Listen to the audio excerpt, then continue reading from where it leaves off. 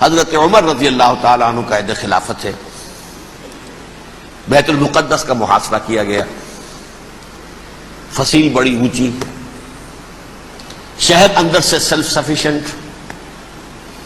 حملے کا راستہ کوئی نہیں، محاصرہ طول کھینچ رہا ہے لیکن ان کے پاس رسد بھی موجود ہے، پانی بھی موجود ہے، وہ دروازے بند کر کے بیٹھے ہوئے ہیں۔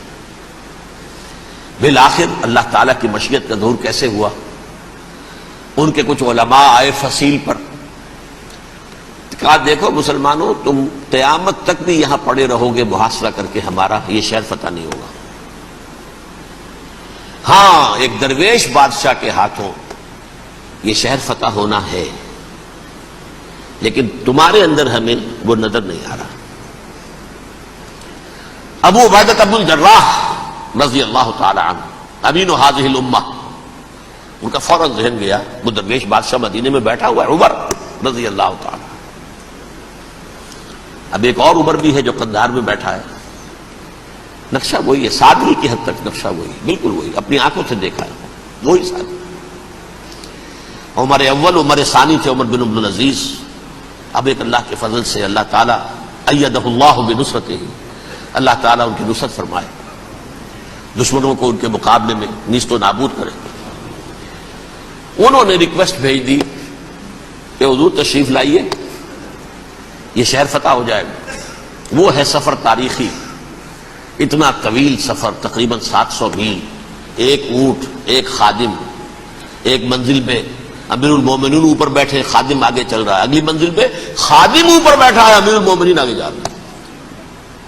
اور جب پہنچے ہیں تو وہ باری تھی خادم کی، انہوں نے ہاتھ جوڑ دیا، حضور خدا کے لیے تم کیا کہیں گے لوگ، وہ میرا برا حال کر دیں گے، تمہیں شرم نہیں آئی؟ امیر المومنین پیدل آگے چل رہے ہیں نکیل پکڑ کر، اور تم بیٹھے ہو اوپر براجمان ہو۔ حضرت عمر فرمایا الدور دور، نہیں باری تمہاری ہے، بیٹھ۔ اس حال میں پہنچے ہیں، اور پھر یہ کہ ابو عبیدہ بن الجراح آئے ہیں، استقبال کیا ہے تو دیکھا ہے اس حال میں چلے آ رہے ہیں، عمر نکیل پکڑے ہوئے چلے آ رہے ہیں، اور کہتے ہیں کہ کہیں کیچڑ ویچڑ تھا، جوتے خراب ہو گئے تھے، وہ بھی اتار کے ہاتھ میں پکڑے ہوئے، کپڑے تو تھے ہی پھٹے ہوئے۔ انہوں نے کہا تھی حضرت ابو عبیدہ نے، دیکھیے یہ بڑا متمدن ملک ہے، بڑا مہذب علاقہ ہے یہ، آپ ذرا حلیہ اپنا درست فرما لیں تب جا کے پیش ہم آپ کو کریں گے۔ آپ نے فرمایا نحن قوم اعزنا اللہ بالاسلام، ہم وہ قوم ہیں جنہیں اللہ نے عزت دی ہے اسلام کے ذریعے سے، کپڑوں کے ذریعے سے نہیں، دولت کے ذریعے سے نہیں۔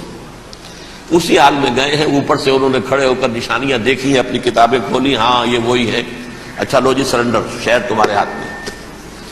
خون کا ایک قطرہ نہیں بہا اور بیت المقدس فتح ہو گیا۔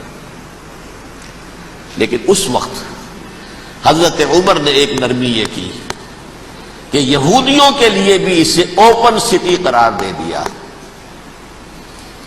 یہ احسان عظیم حضرت عمر کا، اس سے پہلے یہودی آ ہی نہیں سکتا تھا، داخل ہی نہیں ہو سکتا تھا، وہاں وہ آ کر وزٹ نہیں کر سکتا تھا، زیارت نہیں کر سکتا تھا اپنے مقدس مقامات کی۔ حضرت عمر نے یوں سمجھیے کہ تقریباً 550 برس کے بعد ان کے لیے راستہ کھولا ہے کہ ہاں تم آ سکتے ہو، زیارت کر سکتے ہو۔ لیکن یہ عیسائیوں نے لکھوایا معاہدے کے اندر، انہیں یہاں آپ آباد ہونے کی اجازت نہیں دیں گے، لیکن کم وزٹ دی پلیسز، دیکھیں زیارتیں کریں اور جائیں۔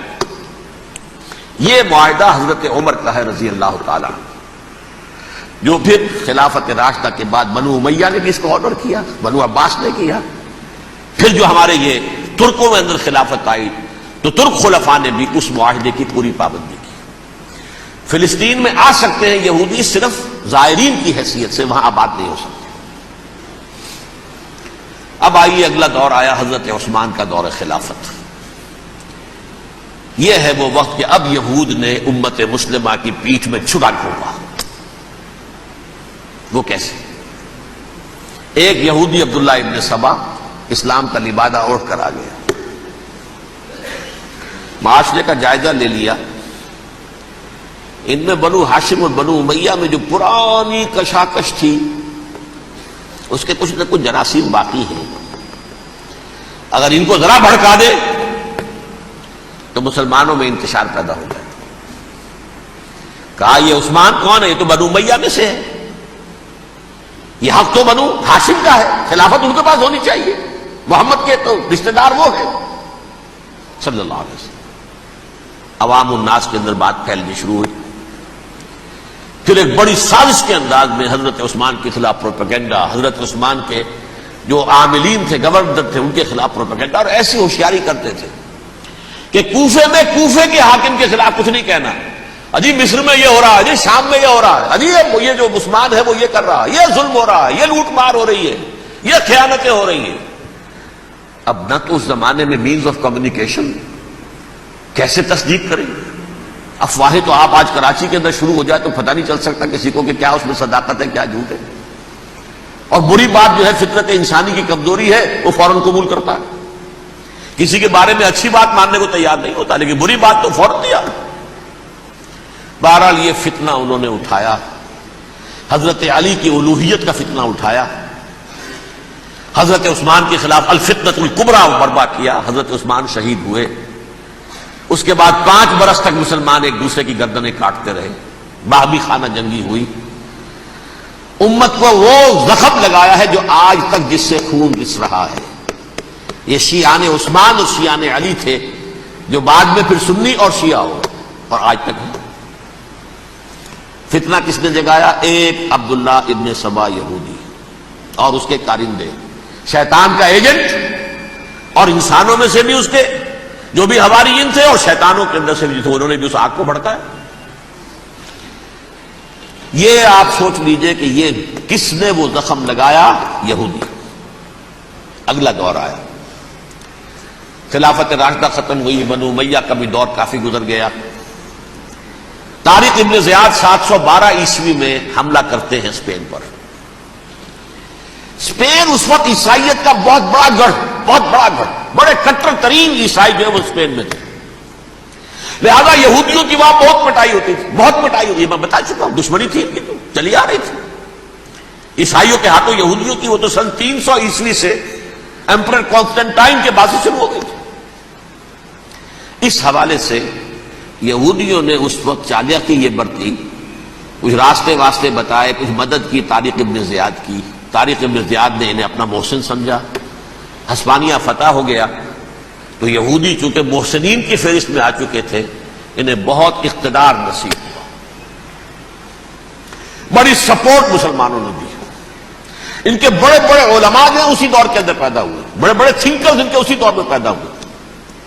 بن گوریون جو کہ ایک وزیر اعظم تھا اسرائیل کا، اس نے یہ لکھا اپنی کتاب میں، Muslim Spain was the golden era of our diaspora, وہ ڈائسپورا جو 70 عیسوی سے شروع ہوا تھا اور 1917 عیسوی تک جاری رہا ہے، اس میں سے گولڈن ایرا ہمارا جو تھا وہ مسلم اسپین تھا، ہسپانیہ میں بیٹھ کر ہم نے عیش کیے۔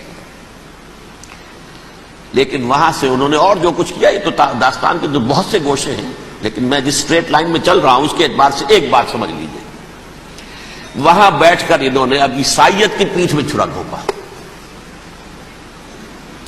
پروٹیسٹنٹ مذہب پیدا کیا، تقسیم کر دیا، جیسے شیعہ سنی کی تقسیم، عبداللہ ابن سبا، رومن کیتھولک اور پروٹیسٹنٹ کی تقسیم، یہودی علماء۔ ہوتا کیا تھا؟ ہسپانیہ کی یونیورسٹیاں ہیں، کارڈووا میں ہے، ٹولیڈو میں ہے، گریناڈا میں ہے، غرناطہ، قرطبہ، تولیتلا، اور وہاں آتے تھے لوگ، فرانس سے چلے آ رہے ہیں نوجوان پڑھنے کے لیے، جرمنی سے چلے آ رہے ہیں، اٹلی سے چلے آ رہے ہیں، 3 ہی ملک قریب ترین پڑھتے ہیں سینٹرل جو یورپ کے ہیں۔ یہاں پر جو ہے وہ اسلام جو نور پھیلا رہا تھا اس سے بھی مستفیض ہوئے، جہالت کے جو ہے پردے ان کے وہ چھٹے، اس کے ساتھ ہی وہ یہودی وہاں ان کے اندر جو جراثیم داخل کر رہے تھے وہ اس عیسائیت کے خلاف بغاوت جو اس وقت دنیا میں